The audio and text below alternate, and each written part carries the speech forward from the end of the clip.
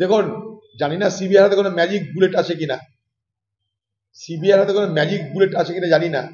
CBI যদি কিছু করতে পারে সে তো এভিডেন্সের উপরে করবে, প্রমাণের উপরে করবে। সেই এভিডেন্স যদি ধূলিসাৎ করে দেওয়া হয়, সেই এভিডেন্স যদি মিটিয়ে দেওয়া হয়, তাহলে তদন্ত তো সময় লাগবে বলে আমি মনে করি। এখন আমি আশা করি যে সিবিআই তাদের যোগ্যতার পরিচয় দেবে। তবে এই সিবিআই তো সারদা কাণ্ড, অন্যান্য অনেক কাণ্ডে দেখেছি সিবিআই এর ব্যর্থতা। ফলে বাংলা একটা কথা আছে না, না আঁচালে বিশ্বাস নাই। আমার এখন তাই মনে হয় যে না আঁচালে বিশ্বাস নাই। কারণ সিবিআই ম্যাজিক বুলেট নয়। তদন্ত করবে, তদন্তের ভিত্তি কি হবে? গোটা রাজ্য তাদের বিরুদ্ধে, গোটা প্রশাসন তাদের বিরুদ্ধে। তার তো জাদুকর যে নয়, মনে করলে সব করে দিলেও সময় লাগতে পারে। আমার বক্তব্য একটাই, সময় লাগুক।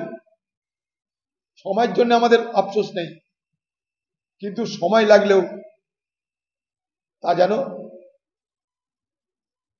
যে দায়িত্ব নিয়ে এসেছেন সিবিআই অফিসাররা, তারা যেন প্রকৃতপক্ষে দোষীদের অন্বেষণ করে খুঁজে বার করতে পারে এবং শাস্তির ব্যবস্থা করতে পারে। সেটাই এ বাংলার মানুষের দাবি। আবার বলছি, সিবিআই তৎপরতা নিয়ে, সিবিআই এর বিশ্বাসযোগ্যতা নিয়ে যখন প্রশ্ন উঠছে, তখন নিশ্চয়ই তাদের বিশ্বাসযোগ্যতাকে প্রমাণ করার দায়িত্ব আরো বেড়ে যাচ্ছে।